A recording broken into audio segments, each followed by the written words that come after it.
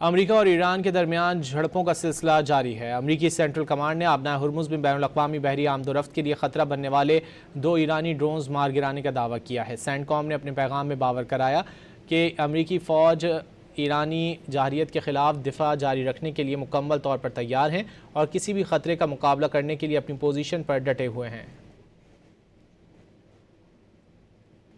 امریکہ اور ایران کے درمیان جھڑپوں کا سلسلہ جاری ہے۔ امریکی سینٹرل کمانڈ نے آبنائے ہرمز میں بین الاقوامی بحری آمد و رفت کے لیے خطرہ بننے والے 2 ایرانی ڈرونز مار گرانے کا دعویٰ کیا ہے۔ سینٹ کام نے اپنے پیغام میں باور کرایا کہ امریکی فوج ایرانی جارحیت کے خلاف دفاع جاری رکھنے کے لیے مکمل طور پر تیار ہیں اور کسی بھی خطرے کا مقابلہ کرنے کے لیے اپنی پوزیشن پر ڈٹے ہوئے ہیں۔